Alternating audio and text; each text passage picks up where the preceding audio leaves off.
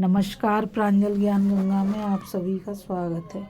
हम संक्षिप्त महाभारत का पाठ कर रहे हैं जिसमें कि शल्य पर्व चल रहा है। कल हमने शकुनी तथा उसके पुत्र उलूक के वध की कथा को पढ़ा था।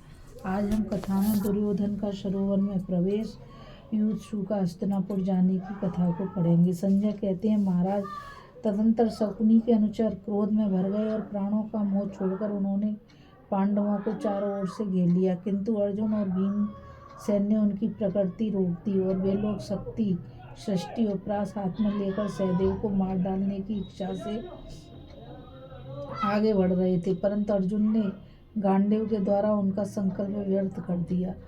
उन्होंने भल्ल मारकर उन योद्धाओं की आयुधों सहित भुजाएं तथा मस्तकों को काट डाला और उनके घोड़ों को भी मौत के घाट उतार दिया। इस तरह अपनी सेना का संहार देखकर राजा दुर्योधन को बड़ा क्रोध हुआ। उसने मरने से बचे हुए सभी योद्धाओं को एकत्रित किया। उनमें 100 तो रथी थे और बाकी कुछ हाथी सवार, घुड़सवार और पैदल थे। सबके इकट्ठे हो जाने पर दुर्योधन ने उससे कहा, वीरों, तुम लोग पांडवों को उनके मित्रों सहित मार डालो, साथ ही सेना सहित धृष्टद्युम्न का भी संहार कर डालो। इसके बाद शीघ्र मेरे पास लौट आना।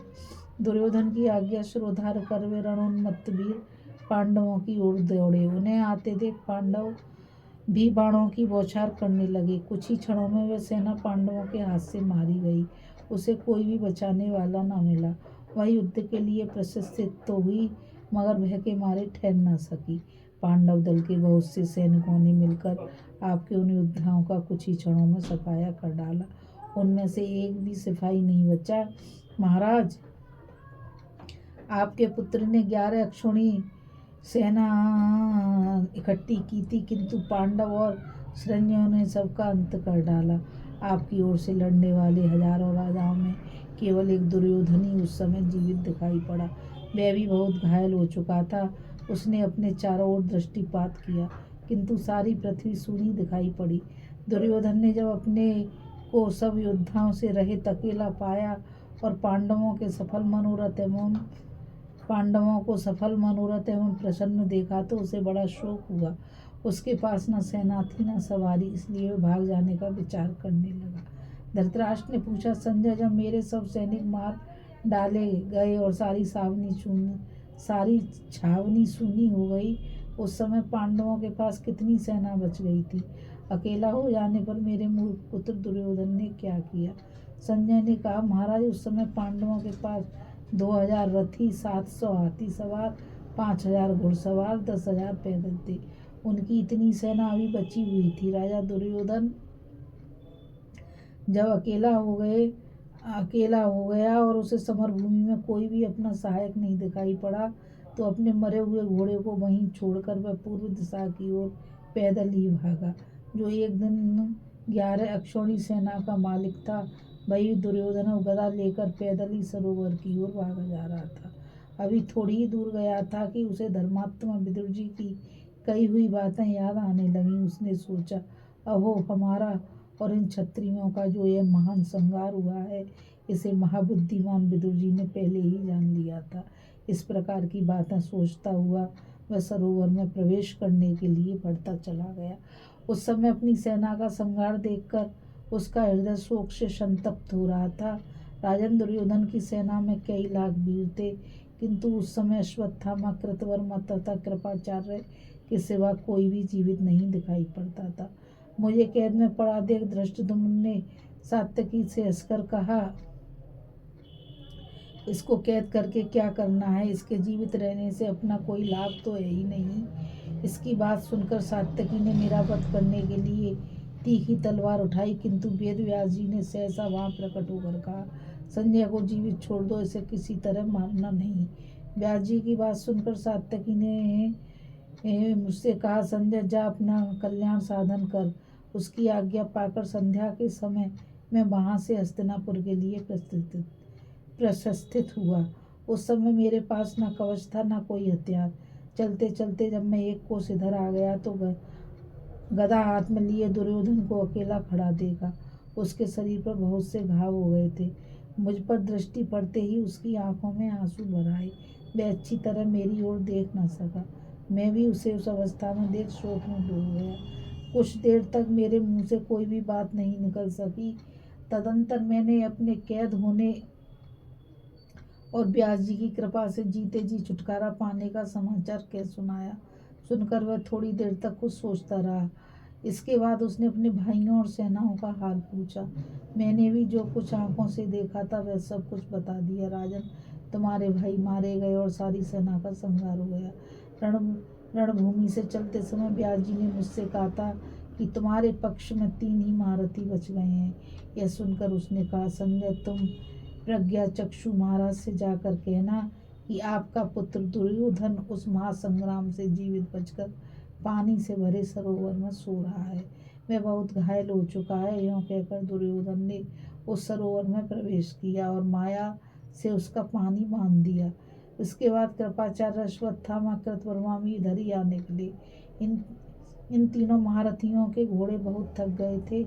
मेरे पास आकर उन्होंने कहा, संजय, सौभाग्य की बात है कि तुम जीवित हो। फिर वे लोग आपके पुत्र का समाचार पूछते हुए बोले, संजय, क्या हमारे राजा दुर्योधन जीवित हैं? तब मैंने उन लोगों से दुर्योधन का कुशल समाचार बताया तथा दुर्योधन ने मुझे जो संदेश दिया था वह भी कह सुनाया और वह जिस सरोवर में घुसा था उसे भी दिखा दिया।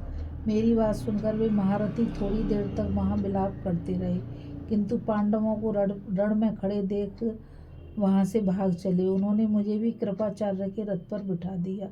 फिर सब लोग छावनी आ गए। सूर्यास्त निकट था। छावनी के पहरेदार घबराए हुए थे। आपके पुत्रों का मरण सुनकर वे सब एक साथ रो पड़े। तदंतर स्त्रियों की रक्षा में नियुक्त हुए वृद्ध पुरुषों ने राजा रानियों को साथ लेकर नगर की ओर प्रस्थान करने का विचार किया। बेचारी रानियां पतियों के मरण का समाचार सुनकर कुकरी के समान विलाप करने लगी। वे हाय हाय करती हुई हाथों से सिर और छाती पीटने लगी। उनका करुण क्रंदन चारों ओर फैल गया। राजमंत्री व्याकुल हो गए। उनका गला भर आया। वे रानियों को साथ लेकर नगर की ओर प्रस्थित हुए। साथ में रक्षा करने के लिए छड़ीदार सिपाही भी थे। रक्षा करने वाले सिपाही रथ पर बैठकर अपनी अपनी स्त्रियों को साथ ले नगर की ओर जा रहे थे। राजमहल में रहने पर जिन रानियों को सूर्य भी नहीं देख पाते थे, उन्हीं नगर को जाते समय साधारण लोग भी देख रहे थे। उस समय ग्वाले और भेड़ चढ़ाने वाले तक भीमसेन के डर से नगर की ओर भाग गए थे। उस भगदड़ के समय युधिष्ठिर शोक से मूर्छित हो मनी मन सोचने लगा, भयंकर पराक्रम करने वाले पांडवों ने 11 अक्षौहिणी सेना के स्वामी राजा दुर्योधन को परास्त कर दिया। सब के सब भाइयों को मार डाला और भीम एवं द्रोण जैसे कौरव वीर भी मौत के घाट उतर गए। भाग्यवश केवल मैं बच गया हूँ। दुर्योधन के मंत्री रानियों को साथ लेकर नगर की ओर भागे जा रहे हैं। अब उचित यही होगा कि मैं भी युधिष्ठिर तथा भीमसेन से पूछकर उनके साथ नगर में चला जाऊं। यह सोचकर उसने युधिष्ठिर और भीमसेन से अपना मनोभाव प्रकट किया। राजा युधिष्ठिर बड़े दयालु हैं। युधिष्ठिर की बात सुनकर वे बहुत प्रसन्न हुए और उसे छाती से लगाकर उन्होंने जाने की आज्ञा दे दी। तब युधिष्ठिर ने अपने रथ में बैठकर घोड़ों को बड़ी तेजी के साथ हाँका और राजरानियों को भी साथ लेकर नगर में प्रवेश किया। उस समय सूर्यास्त हो रहा था। नगर में पहुंचते ही उसका गला भर आया।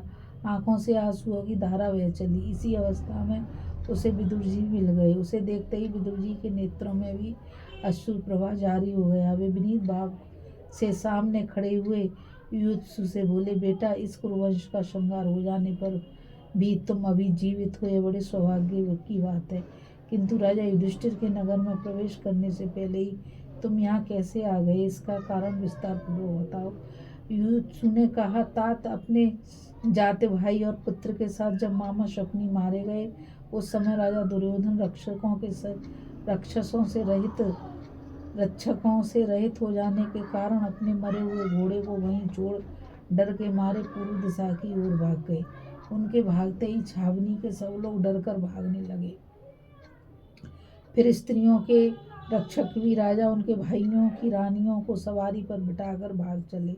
तब मैं भी राजा युधिष्ठिर और भगवान श्री कृष्ण से पूछकर भागते हुए लोगों की रक्षा के लिए हस्तिनापुर तक आ गया।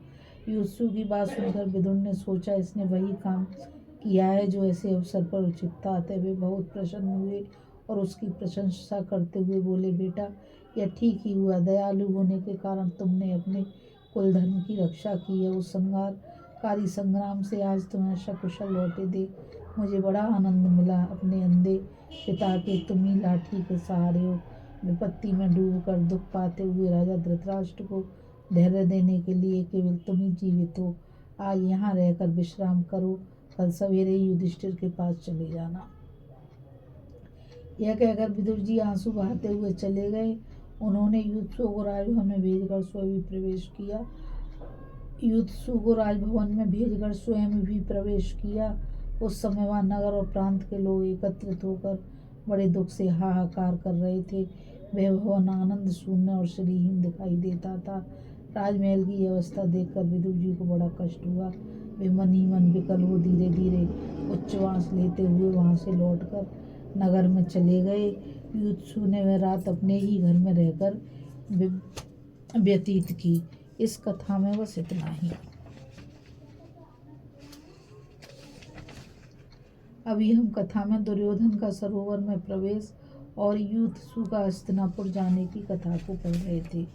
आगे कथा में हम व्याधों से दुर्योधन का पता पाकर युधिष्ठिर का सेना सहित सरोवर पर जाना और कृपाचार्य आदि का दूर हट जाने की कथा को पढ़ेंगे। इस कथा में बस इतना ही। मुझ गीता रावत को आज्ञा दीजिए। कल फिर मिलेंगे एक नई कथा के साथ। और मैं आप सभी से यही कहना चाहूँगी कि इस कथा को ज़्यादा से ज़्यादा लाइक, शेयर और सब्सक्राइब कीजिए ताकि यह अमूल्य ज्ञान अधिक से अधिक लोगों तक पहुँच सके। कल फिर मिलेंगे एक नई कथा के साथ। राधे राधे, जय श्री कृष्णा, नमस्कार।